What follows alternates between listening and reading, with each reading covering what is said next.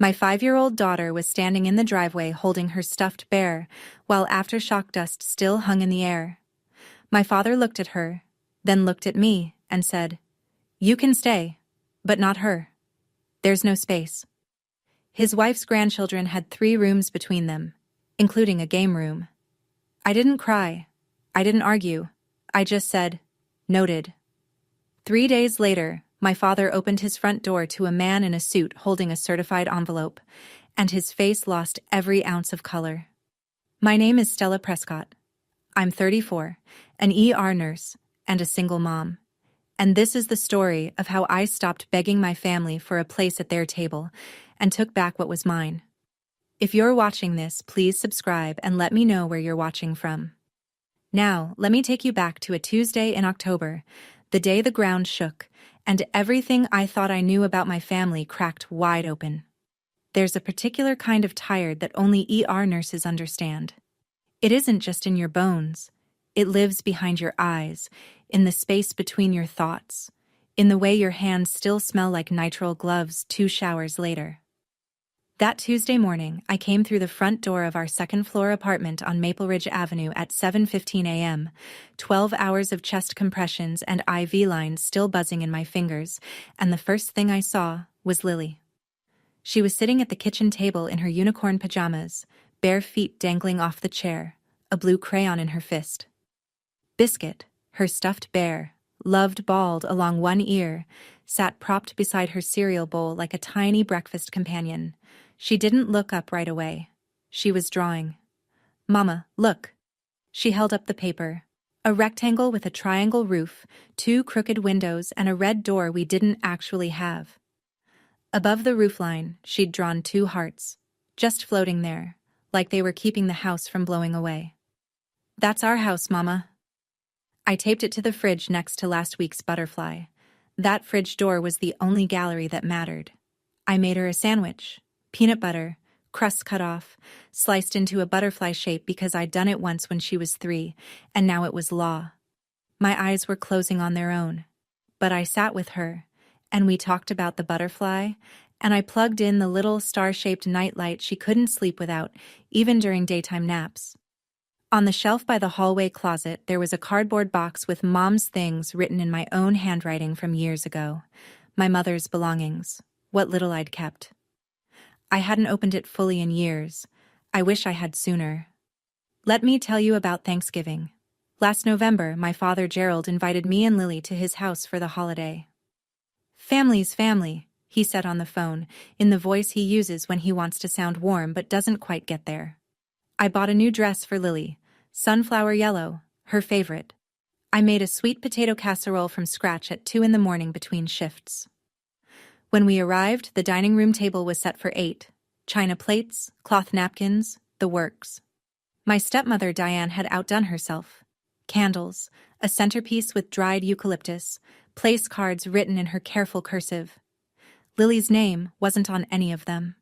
"Oh, sweetie," Diane said, her hand fluttering to her chest the way it does when she's about to say something terrible with a smile. "The kids' table is so much cozier for Lily. It's right in the kitchen, she'll love it." The kids' table was a folding card table with paper plates. Lily sat there alone. My half-sister Megan's 2 children, 7 and 4, were at the main table, flanking my father like little sentries. Gerald had his arm around Megan's oldest, ruffling his hair. "There's my boy." When Lily waved at him from the kitchen doorway, he nodded. Just a nod. Like she was a neighbor's kid he was being polite to. I cut Lily's turkey into small pieces. I told myself, at least she has grandparents. At least she has somewhere to go on holidays. I'd been telling myself that for 24 years. At one point during dinner, Diane stepped into the hallway to take a phone call.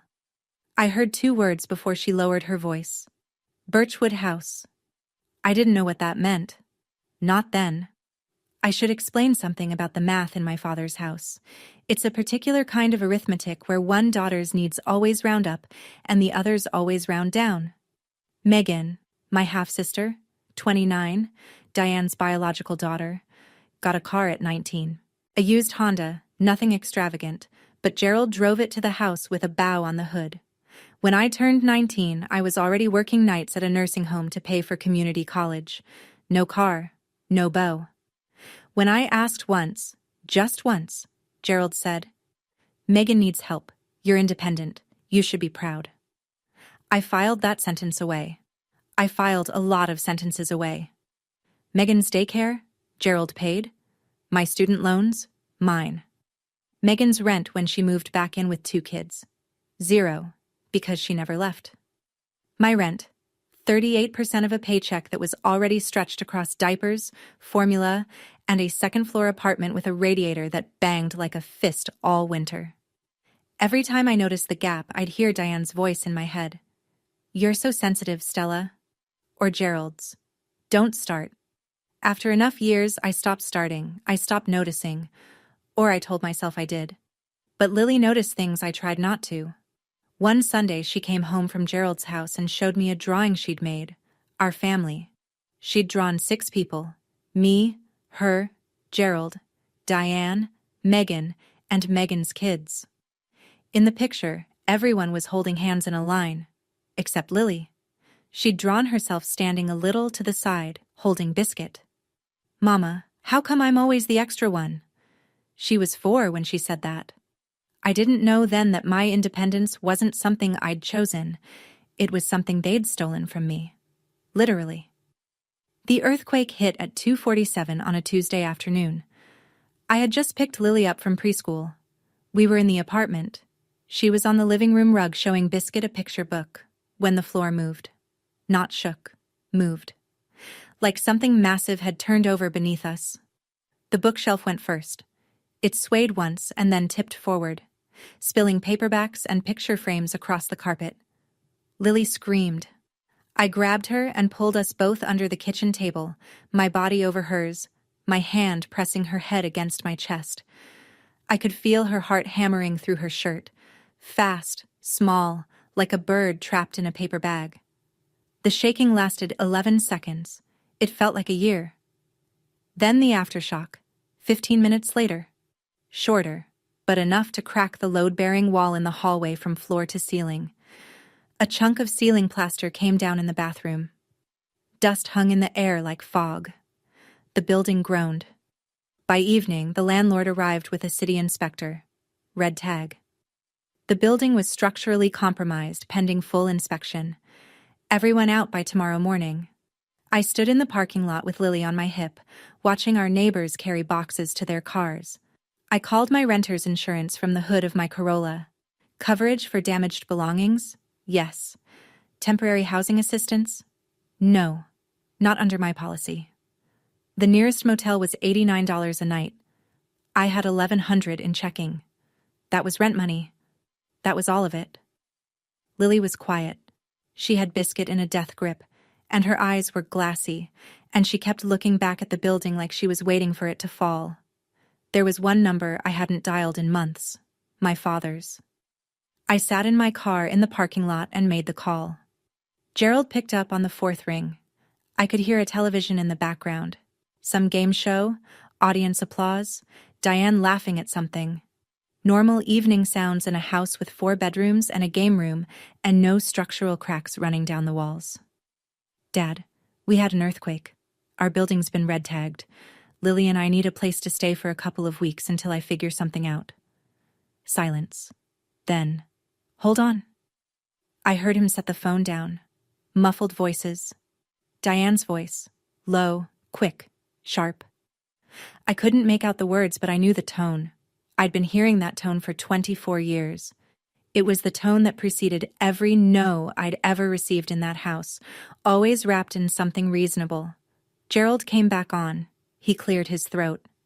"You can come, Stella, but Diane says there's no room for the girl. Megan's kids have their rooms, the game room. You know how it is. It's tight. Dad, she's 5. She can sleep on my floor, on a sleeping bag. She just needs a safe place." Another pause. Diane's voice again, clearer this time, close to the phone. "Tell her it's only temporary anyway. The girl can stay with a friend or something." The girl? Not Lily, not your granddaughter. The girl. Gerald sighed. It's Diane's house, too. She says no space. Just you.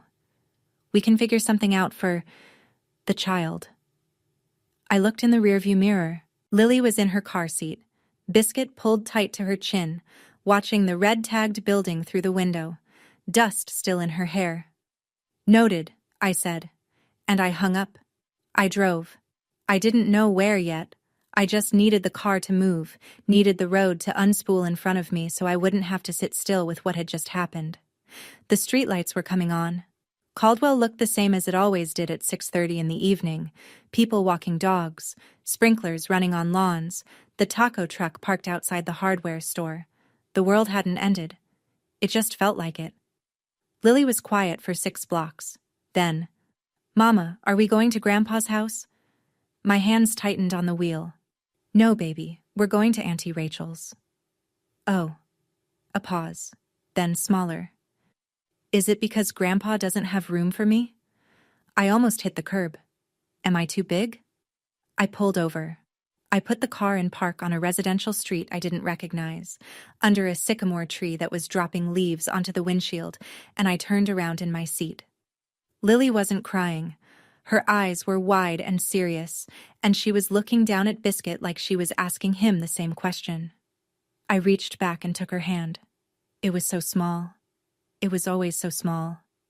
"Lily, you are not too big. You are not too much. And you will always, always have room with me. Do you understand?" She nodded, hugged Biscuit, looked out the window. She didn't cry, and somehow, that was worse than if she had. I turned back to the road and drove. My jaw ached from clenching. Something had shifted inside me. Not the hot kind of anger, not the kind that makes you shout. Something colder. Something with patience. I opened my phone's notes app at the next red light and typed, October 14th, 6:22 p.m. Gerald refused shelter for Lily. Diane. No space. Direct quote, the girl. That was timestamp number 1. Rachel didn't ask a single question. She opened the door, saw Lily on my hip with dust still in her hair, saw the duffel bag over my shoulder and whatever was living on my face, and stepped aside. "Guest room's made up. There's mac and cheese on the stove." That was Rachel Tobin, 35, fellow ER nurse, built like a point guard and just as direct. She'd been my person since our first code blue together 6 years ago, when she'd looked at me over a crashing patient and said, "You're good at this. Don't let anyone tell you different." We'd been friends since. She put on a cartoon for Lily, made her a cup of warm milk with honey. Within 5 minutes, Lily was asleep on Rachel's couch, Biscuit tucked under her chin, her breathing finally slow and even. First real rest since 2:47 that afternoon. Rachel handed me a mug of tea I hadn't asked for and sat down across from me. "Tell me," I told her. She didn't interrupt. She didn't gasp. When I finished, she said very quietly, "That's not a space problem, Stella. That's a priority problem." At 9 o'clock, my phone buzzed. Gerald. "Stella, don't be dramatic. Diane didn't mean it like that. She just meant the house is tight right now. You know Megan's kids need their rooms for school. Lily is 5. She needs a floor and a blanket. Your house has 4 bedrooms. You're twisting things. You always do this. This is why it's hard with you." I stared at the ceiling. Classic. Turn the victim into the problem. I hung up and opened Instagram. Megan had posted 2 hours ago a photo of the game room with 2 new beanbag chairs, sparkle filter, caption, "Best surprise for my babies. #blessed #family. First, I screenshotted it." Timestamp number 2. The next morning, my phone rang while I was pouring Lily's cereal. The screen read, Diane Whitmore. In 7 years of having her number, she had never once called me directly.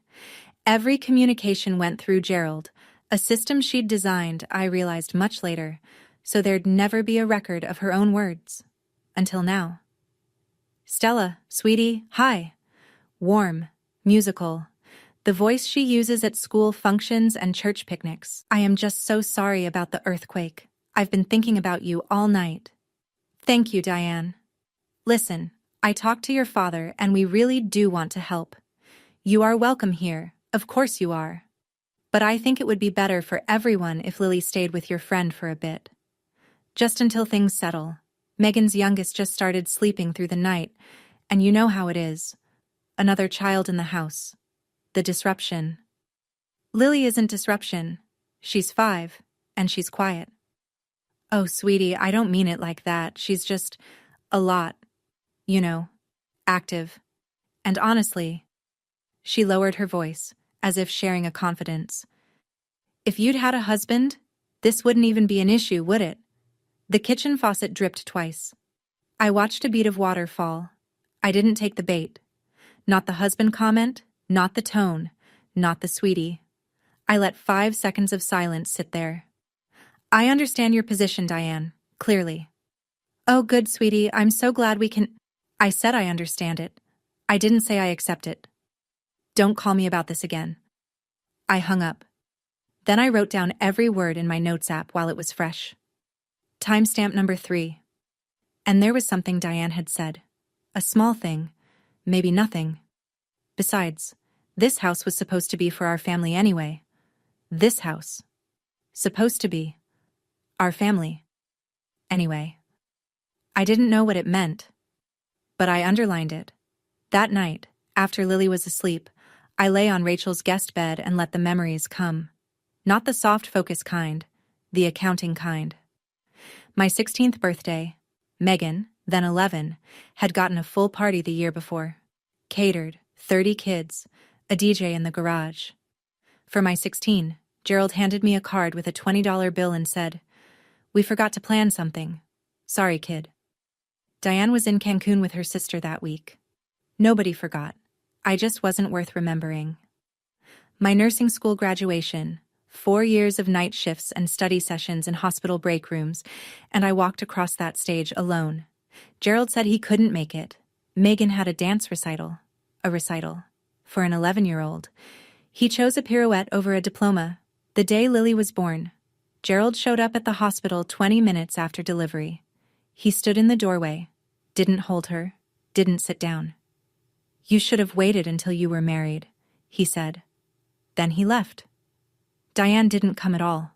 When Megan had her first baby 3 years later, Diane moved in for 3 weeks. Gerald bought an $800 crib and cried in the delivery room. I kept a list of these moments for years. Not written down, just etched into the soft tissue of my memory. The Christmas I was 13, and found 3 gifts under the tree for me, and 11 for Megan. The Easters where Lily's basket was a paper bag. The way Diane introduced me at neighborhood barbecues. "This is Gerald's daughter from before." From before. Like I was a rough draft. But the worst thing they ever did to me wasn't a forgotten birthday or a skipped graduation. It was the thing they took. The thing I didn't even know existed. Not yet. But that was about to change. For years I carried this question like a stone in my pocket. Was I the difficult one? Was I too sensitive? Too needy? Too much? The way they always said? I rearranged myself so many times to fit into that family that I forgot what my original shape looked like. I wonder if you know that feeling. If you've ever shrunk yourself to keep the peace, and then one day looked in the mirror and couldn't find what was missing. Tell me in the comments, because I don't think I was the only one folding herself into smaller and smaller squares. I need to tell you about my grandmother. Her name was Edith Prescott, my mother's mother. After my mom died in a car accident when I was 8, Grandma Edith was the one who kept me breathing. Every other weekend she'd pick me up in her green Buick and drive me to her little house on Birchwood Street. I remember the lavender bushes along the front walk, the way the kitchen always smelled like cornbread and coffee, the creak of the porch swing where she'd read to me until the fireflies came out. Then Gerald married Diane. I was 10. The visits got shorter, then less frequent. Then Gerald started saying things. "Grandma's getting forgetful, Stella. It's too hard for her." Then, she moved. Somewhere in Arizona, I think. Then, "She doesn't want to confuse you, sweetheart. It's better this way." By 12, I stopped asking. I believed him. I believed that the woman who used to braid my hair and sing me hymns in the kitchen had simply decided I wasn't worth the drive anymore. That grief does that to people. That maybe she looked at me and saw my dead daughter, and it was too much. I carried that for 22 years. The belief that I had been gently, lovingly abandoned by the last person on my mother's side who might have claimed me. But lying in Rachel's guest room that night, staring at the ceiling, one word floated up through the dark. Birchwood. Diane had said the Birchwood house on the phone at Thanksgiving. My grandmother had lived on Birchwood Street. I sat up. My pulse was doing something it only does in the ER. That focused clinical acceleration that means something important is happening. I walked to the closet. The box marked Mom's Things was on top of the stack. I opened it. It was 2 a.m. Rachel's house was silent except for the hum of the refrigerator and the small ticking of a wall clock somewhere down the hall.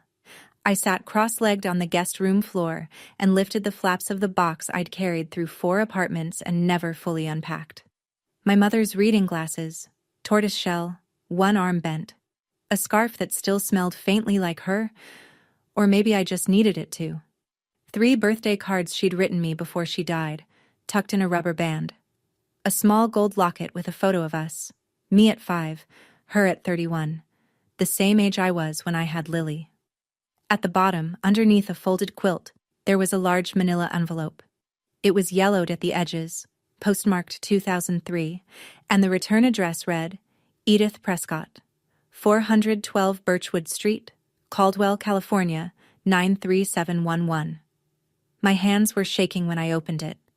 Inside, a letter, handwritten on lavender stationery in my grandmother's careful script, and behind the letter, a stapled document, dense, legal, notarized. The letter read, My dearest Stella, your mama would want you to always have a home. I've set up a trust for you. The Prescott Family Trust. The house on Birchwood and $210,000 in savings. When you turn 25, it's all yours. I love you, baby girl. Don't let anyone tell you you're not wanted.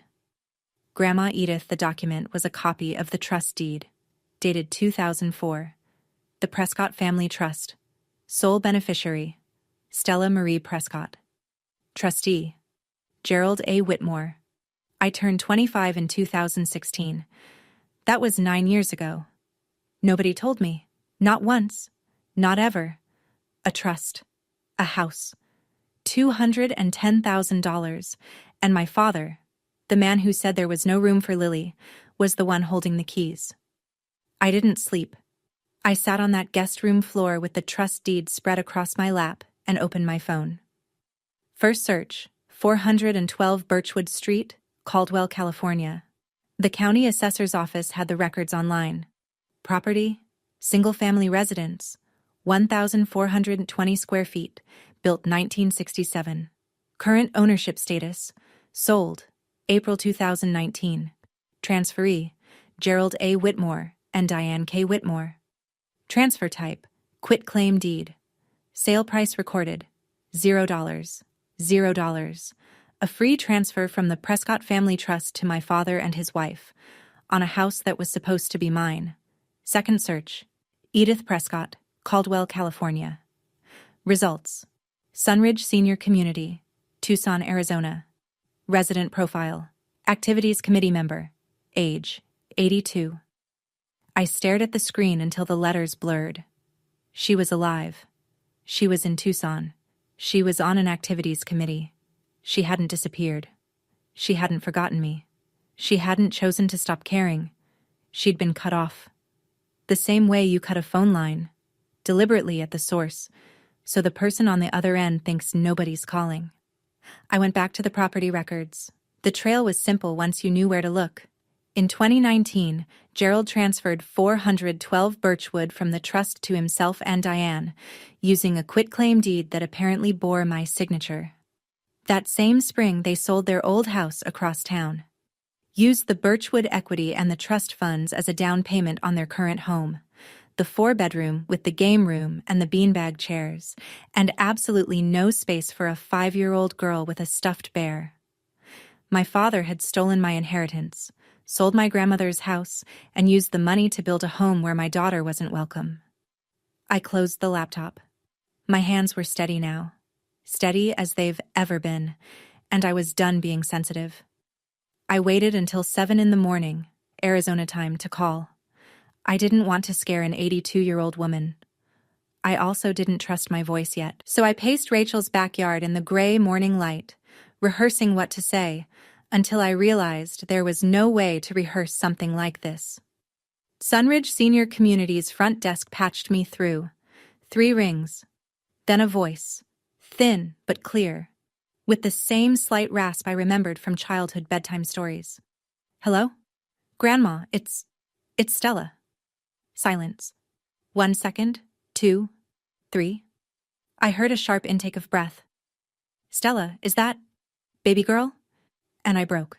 Not loud, I'm not a loud crier, but the tears came fast and hot, and I pressed my hand over my mouth in Rachel's backyard and let 22 years of believing I'd been forgotten drain out of me.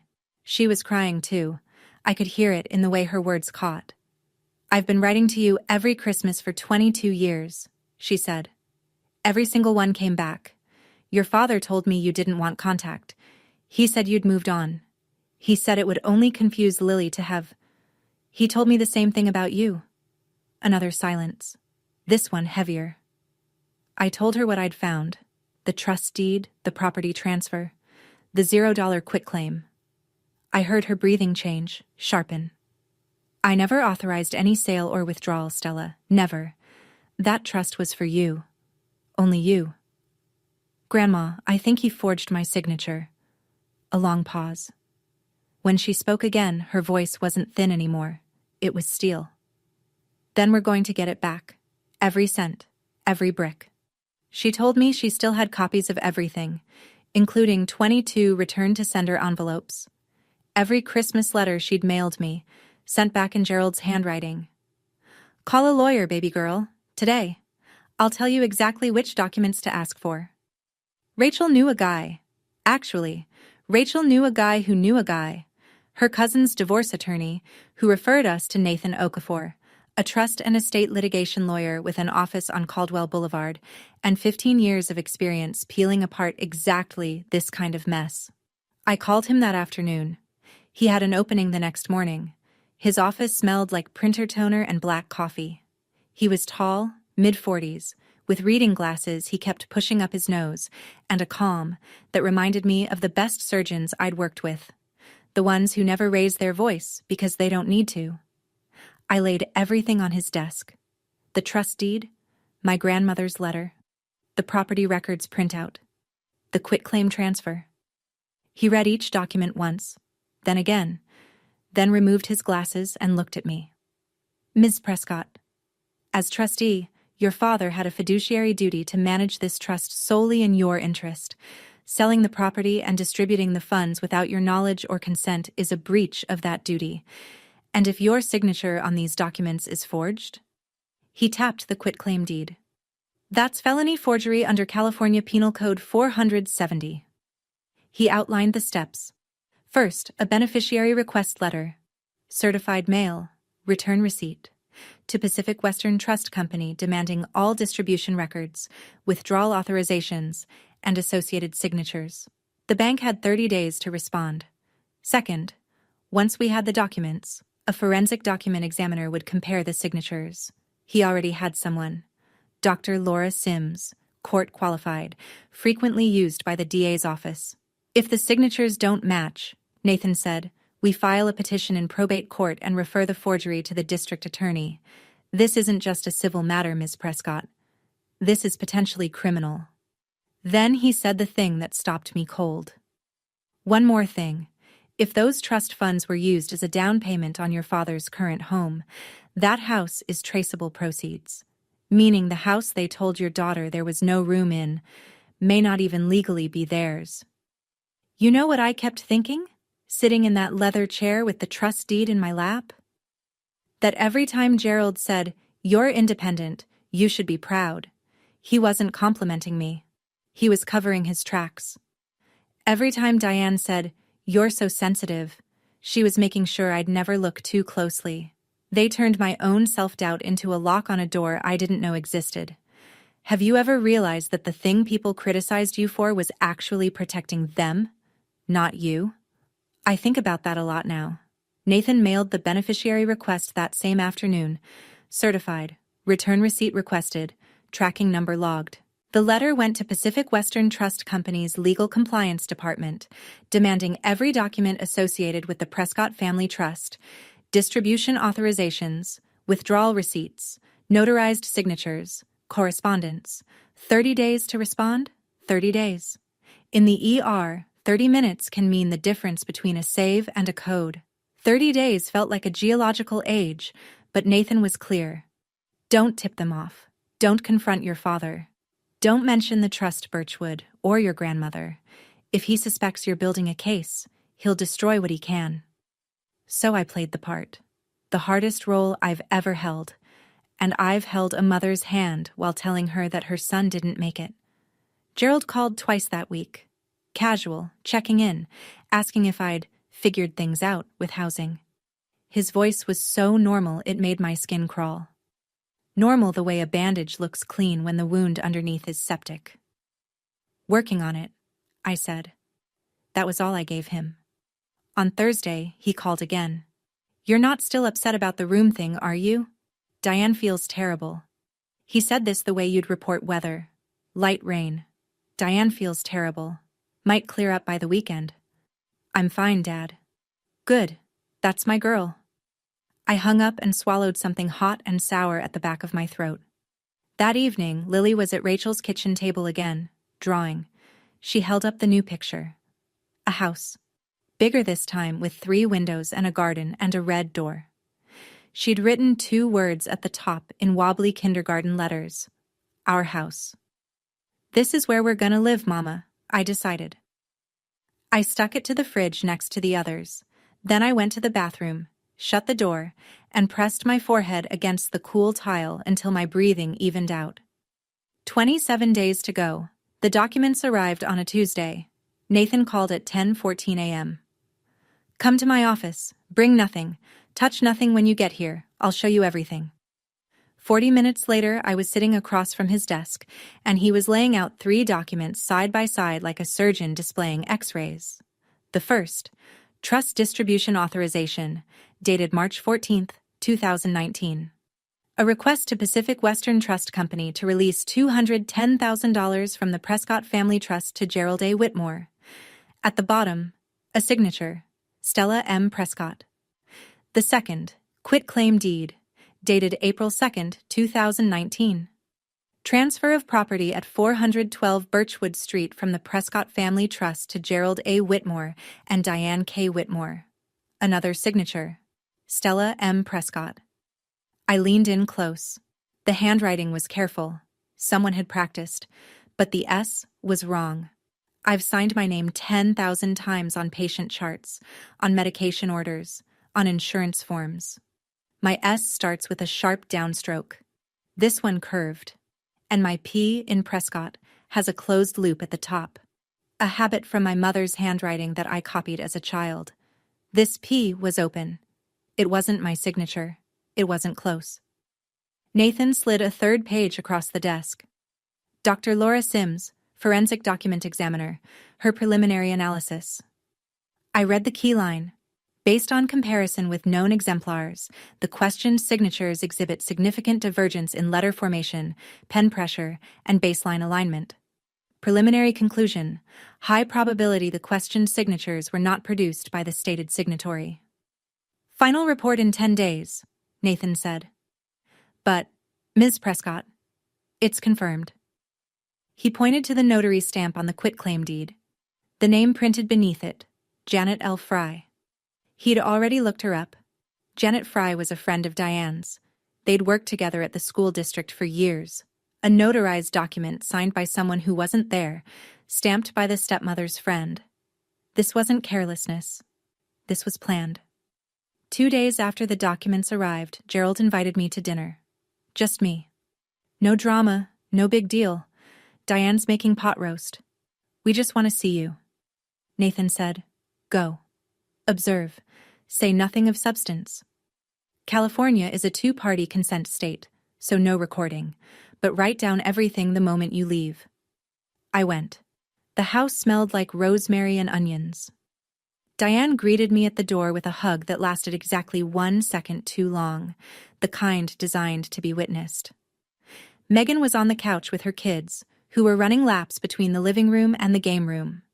The game room, with its beanbag chairs and wall-mounted TV, and enough square footage for a child-sized sleeping bag, if that child's name had been something other than Lily. Dinner was normal. Excessively normal. Diane complimented my scrubs. Gerald asked about the hospital. Megan showed me photos of her kids' Halloween costumes on her phone. Everyone smiled. Nobody mentioned the earthquake. Nobody mentioned the fact that my daughter was sleeping at a friend's house because this family had turned her away. Then, between the pot roast and dessert, Gerald leaned back in his chair and said, casually, the way you'd ask someone to pass the salt, "Hey, by the way, you haven't been getting any weird mail, have you? Some trust company sent something to our address by mistake. Junk mail, probably." His eyes sharpened, just for a second, just enough for me to see. "Trust company," I said. "No. Why would they?" He relaxed, reached for his water glass. "No reason, just junk." Diane changed the subject to Megan's birthday party next weekend. I helped clear the plates. I said goodnight. I walked to my car. Then I opened my notes app. October 29th. 7:48 p.m. Gerald asked about trust company mail. Nervous. Diane redirected conversation immediately. He knew something was moving. He just didn't know how much.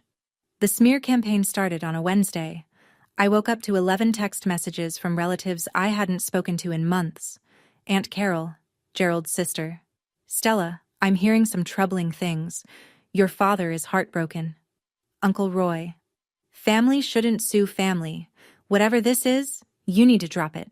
A cousin I'd met twice. "Diane says you're going through something. We're praying for you. Praying for me."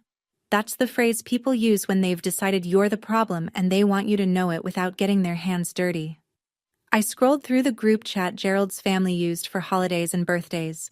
Diane had posted a message at 9 p.m. the night before, a paragraph and a half, perfectly punctuated, dripping with rehearsed anguish. "As many of you know, Stella has been going through a difficult time since the earthquake.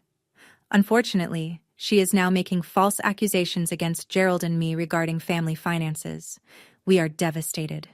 We have done nothing but love and support her for 24 years, and this is how she repays us. Please keep our family in your thoughts." 63 heart reactions, 22 comments. Not one person asked for my side. Then Gerald called. No more pot roast voice, cold. "I don't know what you're doing, Stella, but you need to stop. This is family business. You're embarrassing yourself." I said nothing. "Are you listening to me?" "I'm listening." "Then fix this." I hung up. Megan posted on Facebook that evening. Public. When someone bites the hand that feeds them. Prayers for my parents who've done nothing but love unconditionally. 47 likes within the hour. I screenshotted everything. Every message, every comment, every timestamp. I forwarded them to Nathan in a single email with one line, "For the file." I didn't defend myself in the group chat. A defense implies there's a trial of opinion. I wasn't interested in opinions. I was interested in evidence. Nathan called that night. His voice had an edge I hadn't heard before. "Forensic report is in. It's confirmed. Signatures are forged. Are you ready to file?" I sat in Nathan's office at 8:30 the next morning and signed my name, my real name, the one nobody had to forge, on every document he put in front of me. The probate court petition was 32 pages. It read like a medical chart for a dying family, clinical, precise, and devastating. Breach of fiduciary duty by trustee Gerald A. Whitmore.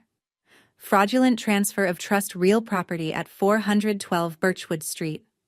Unauthorized distribution of $210,000 in trust funds. Demand for full restitution, plus accrued interest. Removal of Gerald as trustee and appointment of an independent successor. Attached. The trust deed, the forged distribution authorization, the forged quitclaim deed, Dr. Sims's forensic report, and 22 pages of property records. Separately, Nathan filed a criminal referral with the Caldwell County District Attorney's Office. Forgery under California Penal Code Section 470, notary fraud, and a flag for elder financial exploitation. Because Edith Prescott had been systematically cut off from her granddaughter while her trust assets were looted. And from Tucson, overnight, FedEx delivered the final piece. Grandma Edith's sworn declaration, notarized at Sunridge Senior Community, 6 pages of her clear, firm handwriting converted to typed text and signed with a hand that didn't shake. She stated she had established the trust, never authorized any distribution, never signed any transfer documents, and had been told by Gerald that Stella did not wish to have contact, a claim she now knew to be false, evidenced by 22 Christmas letters returned in Gerald's handwriting. Nathan filed everything with the court that afternoon. Then he prepared the certified demand letter, 14-day response deadline, addressed to Gerald and Diane Whitmore at their current residence. "Once this is served," Nathan said, "there's no taking it back." I looked at the stack of documents on his desk.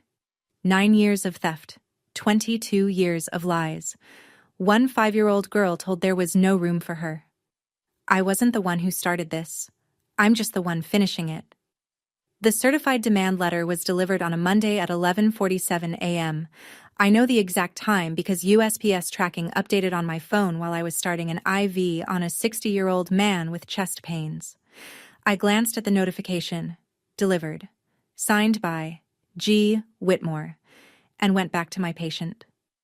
The ER doesn't pause for family implosions. Gerald called at 6:32 that evening. I was buckling Lily into her car seat outside Rachel's apartment. I answered on speaker by accident, then quickly took it off. His voice was different. Not the patriarch voice, not the pot roast voice. Something I'd never heard from him before, the voice of a man reading a document he can't make disappear. "Stella, what is this? What have you done? You have 14 days to respond through your attorney. I have nothing else to say to you." "This is insane. I'm your father. You can't—" Diane is hysterical. She's— In the background, Diane. Not the musical church picnic voice now. High, shredded, and beneath that, Megan crying. "That trust was family money, Stella. I managed it for everyone's benefit." I caught that. I managed it. Not I didn't do it. Not there's been a mistake. He managed it. Past tense. Admission wrapped in justification. "You managed it into your down payment. 14 days, Dad." I hung up. He called back. 4 times in 20 minutes. I let each one ring through to voicemail. I didn't listen to any of them. I saved them. Rachel was waiting at the door. She looked at my face and handed me a mug of chamomile without a word. "How do you feel?" I sat on her couch. Lily was inside, drawing at the table again. Another house. More windows this time. More hearts on the roof. Like I should have done this years ago. Diane did not go quietly. I didn't expect her to. Quiet isn't in the playbook of someone who's spent 24 years controlling a family's narrative with sweet smiles and strategic phone calls. The escalation came in 3 waves. Wave 1, the extended family. Diane called my mother's sister, Aunt June, who lived in Oregon and hadn't spoken to Gerald in years. Told her I was fabricating allegations about a trust that never existed, and that I was emotionally unstable since the earthquake. Aunt June, to her credit, called me and asked for my side. I told her to call Grandma Edith. Wave 2, social media. Diane posted a 12-paragraph essay on Facebook. Public. I won't quote the whole thing, but the opening line was, "For 24 years I have tried to love a child who was not my own, and today my heart is shattered." 214 reactions. Comments full of prayer hands and crying emojis. A woman I'd never met called me ungrateful in the thread. Wave 3, Gerald's email. It arrived at 11 p.m., sent from his personal account to mine. "If you don't drop this, I will make sure everyone knows what kind of mother you are, leaving your child with strangers after an earthquake instead of coming to family. Think about what you're teaching Lily. Leaving my child with strangers." He meant Rachel. The woman who opened her door without conditions while he put conditions on a 5-year-old. And he was threatening to use my motherhood against me, the same man who didn't hold Lily when she was born. I forwarded the email to Nathan with one line. Add this to the file. Nathan's response came in 4 minutes. Retaliation. Potential witness intimidation. I'm supplementing the petition. This helps us, not them. I turned off my phone. Lily was asleep, biscuit under her chin. I watched her breathe for a long time. Teaching Lily? I was teaching her that nobody gets to steal your future and call it love. Grandma Edith landed at Caldwell Regional Airport on a Friday afternoon, 3 weeks before the court hearing. Southwest Airlines, 1 carry-on, orthopedic shoes, and a spine made of rebar. I spotted her at baggage claim before she saw me. She was smaller than I remembered, her shoulders narrower, her hair white where it used to be silver, but she stood the way she always had. Straight-backed, chin up, like a woman who'd buried a daughter and survived it and wasn't about to be bent by anything less. When she saw me, she stopped walking. Her hand came up to her mouth. And then she opened her arms, and I walked into them. And for a few seconds I was 8 years old again, standing in a lavender-scented kitchen on Birchwood Street, and nobody had lied to me yet. We drove to Rachel's house. Lily was in the living room, wearing a tutu over her jeans, arranging biscuit on a pillow throne. She looked up when we walked in, at this small, white-haired woman she'd never seen before. Grandma Edith knelt down, slowly, one knee at a time. Hello, sweet girl. I'm your great-grandma Edith. I've been waiting a very long time to meet you. Lily studied her face with that 5-year-old seriousness that holds nothing back. Do you like butterflies? She asked. Mama cuts my sandwiches into butterflies. I love butterflies. Lily took her hand and led her to the kitchen table to see the drawings. Grandma Edith looked at each one as if they were hanging in a gallery. When she got to the one labeled Our House, she looked at me over Lily's head. Her eyes were wet. She nodded once. That night, after Lily was asleep, Grandma Edith placed a small cardboard box on Rachel's kitchen table. Inside, 22 envelopes. Each one addressed to me, each one stamped return to sender in handwriting I recognized immediately. Gerald's handwriting, 22 Christmases, every single one sent back. I kept writing, she said quietly, because I knew one day, one letter would find you.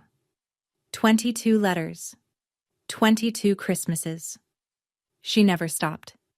And I spent every single one of those years believing she'd forgotten me, because that's what Gerald told me, and I had no reason not to believe my own father. But here's what I can't stop thinking. How many people out there tried to love us, and someone made sure the message never arrived? Do you think there's someone who tried to reach you, and somebody stood in the way? Because I almost missed mine, by 22 years. Gerald's 14-day deadline expired on a Wednesday at 5 p.m.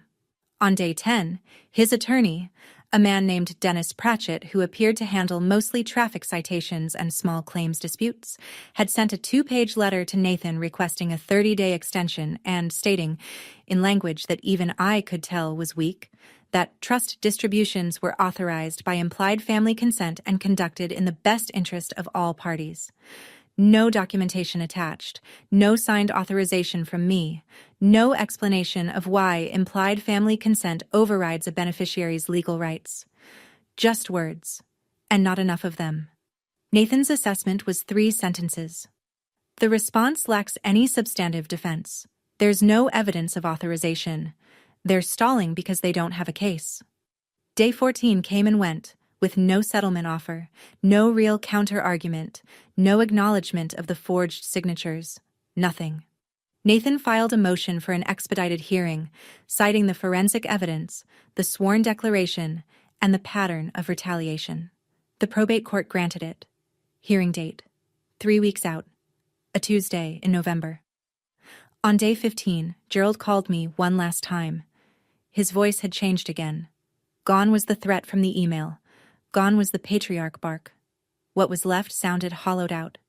Stella, please, can we just talk? I'm your father. We can work this out. Don't humiliate me in court. I let the word land.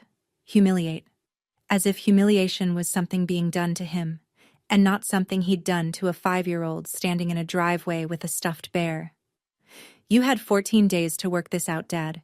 You chose not to. I'll see you at the hearing. I hung up. Nathan called 20 minutes later. One more thing. Megan's birthday party is this Saturday, and the process server confirmed.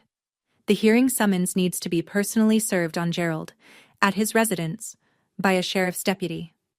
Saturday. The birthday party. 30 guests. It's the only confirmed time he'll be home, Nathan said. The court requires personal service. I didn't plan it this way, but I didn't stop it either. I wasn't there. I want to be clear about that. I was at Rachel's apartment with Lily that Saturday afternoon, making butterfly sandwiches and watching her teach Grandma Edith how to draw a proper unicorn. I didn't stand on the sidewalk watching. I didn't drive past. I didn't need to. Rachel's cousin knew someone who was at the party, and in a town like Caldwell, a sheriff's deputy pulling up to a birthday barbecue doesn't stay a secret for long. Here is what I was told. It was 2:15 p.m. The backyard was decorated with pink and gold balloons. 30 guests. Megan had just blown out her candles. Diane was carrying a sheet cake through the living room when the doorbell rang. Gerald answered it, still holding a paper plate, expecting a late arrival. A Caldwell County Sheriff's deputy stood on the porch. Tan uniform, clipboard. Gerald Whitmore? Yes. You've been served. He handed Gerald a large envelope. Gerald took it automatically, the way you take something from a stranger before your brain catches up. The deputy tipped his hat, turned, and walked back to his cruiser. Gerald stood in the doorway. Diane came up behind him, cake still in her hands. Who was that? Gerald. Gerald, what is... He opened the envelope. Probate court hearing summons. Full petition packet. Forensic report summary. And attached to the back, 6 pages in a clear, firm voice. Grandma Edith's sworn declaration. Diane saw the name. Edith Prescott. The cake plate tilted. She grabbed the doorframe. She's still... 30 people were watching. In the backyard, through the sliding glass door, over half-eaten slices of birthday cake. Nobody was singing anymore. Gerald looked up from the papers. According to Rachel's cousin, his face didn't show anger or surprise. It showed the expression of a man who has just realized that the ground beneath his house was never his to stand on. Probate court, Caldwell County. A Tuesday morning in November. Fluorescent lights. Wood grain laminate. The faint smell of floor polish and old paper. Not the kind of room you'd imagine for a reckoning. But then again, most reckonings don't look the way you expect. I sat at the petitioner's table beside Nathan. I wore my navy scrubs under a gray blazer because I'd come straight from a shift and because I wanted the judge to see exactly who I was, a woman who works for a living. Behind me, Grandma Edith sat in the first row, straight-backed, hands folded, 82 years old and radiating the kind of quiet authority that doesn't need volume. Across the aisle, Gerald in a rumpled suit, Dennis Pratchett flipping nervously through a folder that was visibly thinner than ours, and Diane in the row behind them. No smile today, no sweetie, no pastel cardigan. She looked gray. Nathan presented the case in under 20 minutes. Trust deed, 2004. Sole beneficiary, Stella Marie Prescott. Trustee, Gerald Whitmore. Trust distribution authorization, March 2019. Forged. Quitclaim deed, April 2019. Forged. Dr. Sims's forensic report. Signatures do not match known exemplars. Notary Janet Fry, Diane's colleague, notarized without the signatory present. Criminal referral filed. Then Grandma Edith took the stand. She didn't tremble. She didn't ramble. She spoke the way she'd always spoken to me, clearly, gently, and with absolutely no room for misunderstanding. I established the Prescott Family Trust in 2004 for one person, my granddaughter Stella. I never authorized any withdrawal. I never signed any transfer. I was told my granddaughter didn't want me in her life. I have 22 letters, returned in my son-in-law's handwriting, that prove otherwise. Dennis Pratchett attempted to argue implied family authorization. The judge cut him off mid-sentence. Fiduciary duty is not subject to implied consent, counselor. The trustee's obligations are explicit and documented. The judge looked at Gerald the way I've seen doctors look at patients who waited too long. Not angry. Just certain of the diagnosis. The judge issued the ruling from the bench that same afternoon. Expedited, he said, because the evidence left no ambiguity. I sat still and listened to a man in a black robe dismantle the architecture of a lie that had taken my father 22 years to build.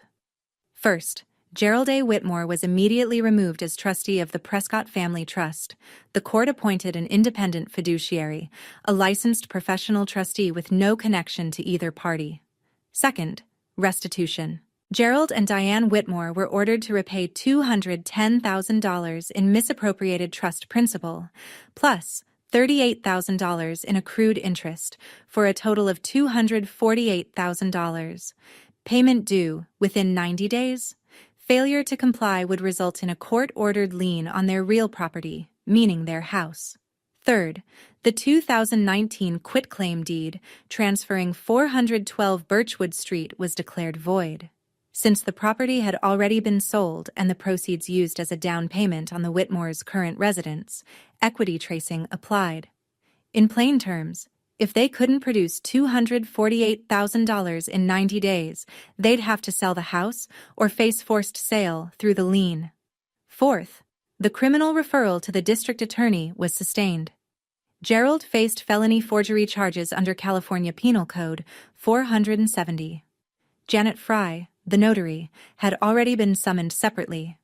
Her notary commission revoked, a misdemeanor charge pending. Gerald didn't move when the judge finished. He sat in his chair with his hands flat on the table like a man trying to keep the room from spinning. Diane made a sound behind him. Not a word, just a sound, like air leaving a tire. Outside the courtroom, Grandma Edith took my hand. Her grip was small and firm and warm. Your mama would be proud, baby girl. $248,000. Not revenge, restitution. There's a difference. Revenge is about making someone hurt. Restitution is about getting back what's yours. 1 week after the ruling, Gerald called. I almost didn't answer. But something in me, the last remaining thread of the girl who used to ride in Grandma Edith's green Buick, picked up. He didn't sound like my father. He sounded like a man who'd been sitting in the same chair for 7 days, going over the math and watching it come out wrong every time. Stella, we have to sell the house. I said nothing. She's not coping. She won't eat. Megan's looking for apartments, but she's never paid rent in her life, and she doesn't... His voice cracked. She doesn't know how. I waited. Can you talk to the judge? Reduce the amount? For the kids' sake? Megan's kids? They're just children. They didn't... You told me there was no space for my child. I said it evenly, the way I deliver news in the ER. Clear, calm, no editorializing. In a house you bought with money meant for her. You forged my name. You lied to my grandmother for 22 years. You cut me off from the only person on my mother's side who wanted me, and now you're asking me to fix this for you. Silence. Long, heavy with the sound of someone who has run out of narrative. I won't make your life harder than the court already has, Dad. But I won't make it easier either. The trust will be repaid. That's not negotiable. One more beat of silence. Then, goodbye, Dad.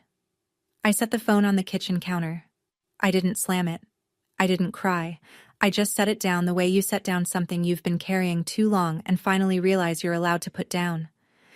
That evening, Diane's Facebook went dark. Every post deleted. Megan's family dinner photos gone. The group chat that had buzzed with prayer hands and accusations fell silent, one by one, like lights going off in a house nobody could afford anymore. I didn't watch. I didn't check. I was done looking in that direction. 4 months later, the trust was repaid in full. Every dollar, every cent of interest. Gerald and Diane sold the house in 63 days, at a loss. I didn't ask where they went. I didn't need to know. With the trust restored and an independent trustee managing it properly for the first time, I put a down payment on a 2-bedroom cottage on Maplewood Lane, half a mile from the hospital, 3 blocks from Lily's new school. It had a small yard, a kitchen with actual counter space, and a front door that I painted red on the first Saturday we moved in. Lily stood in the driveway and pointed at it like she'd conjured it out of a crayon. "Mama, it's the door, from my drawing." "You designed it, baby. I just made it real." Grandma Edith moved back to California that winter. She rented a 1-bedroom apartment 10 minutes from us, close enough to walk when the weather was good, and it was good most days. Every Saturday morning, she and Lily baked cornbread in my kitchen. The house smelled like butter and warmth, and Lily learned to crack eggs without getting shell in the batter, and Grandma Edith hummed the same hymns she used to sing to me on Birchwood Street. We planted lavender along the front walk. Lily watered it every evening with a pink watering can, Biscuit wedged under her arm, talking to each plant like it was a friend she was catching up with. I started seeing a therapist. Not because I was broken, but because 22 years of carrying someone else's lies had left grooves in the way I thought about myself, and I wanted to smooth them out. I wanted to be the kind of steady that was real, not performed. In Lily's room, taped to the wall above her bed, was the original drawing. Our house, red door, 2 hearts on the roof. Next to it, a new one. Our real house, same red door. But now there were 3 people in front of it, me, Lily, and a small white-haired figure labeled in careful kindergarten letters, Great Grandma. The star nightlight still glowed by her pillow. Biscuit still sat on the bed. Some things you don't outgrow. You just finally give them the right home. I'm sitting on my front porch as I tell you this. It's a Sunday morning. The coffee's hot, the lavender's blooming, and through the kitchen window I can hear Lily giggling at something Grandma Edith said over cornbread batter. The kind of sound that fills a house the way sunlight fills a room, without trying, without asking permission, just because it belongs there. My father's criminal case is still making its way through the system. I don't follow it closely. Nathan sends updates when there's something I need to know. The forgery charge stands. Janet Fry's notary commission is permanently revoked. These are consequences, not punishments I designed. They're the natural weight of choices Gerald and Diane made long before I ever opened that box. Some of the relatives who sent me those prayer hands texts have reached out since. A few apologized. Most haven't.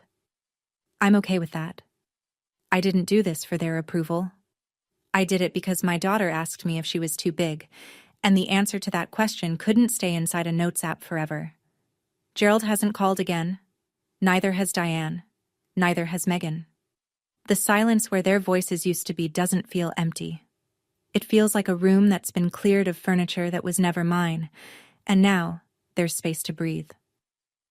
Lily asked me last week why our front door is red. I told her because she drew it that way, a long time ago, in a house that wasn't ours yet. She nodded like this made perfect sense. I knew it would come true, she said. 5-year-olds understand faith better than most adults. I didn't do this for revenge. I did it because my daughter deserved to know that when someone tells you there's no space for you, the answer isn't to make yourself smaller. It's to find out who's been taking up your space all along. And if you're out there, if your family ever made you feel like you were too much, you weren't. You were just in a house that was too small for the truth. I used to be afraid of silence in our apartment. Now, the silence in our house sounds different. It sounds like peace. It sounds like enough. That's my story. Thank you for staying with me until the very end. It means more than you know. If any part of this reached you, if you've ever had to build your own table because the one you were born into didn't have room for you, leave a comment. Tell me your story. I read every single one, and you are not alone in this. If you want to hear another story about a mother who refused to stay silent, check the link in the description. Subscribe if you haven't, and I'll see you in the next one. Take care of yourselves and the people who actually deserve a seat at your table.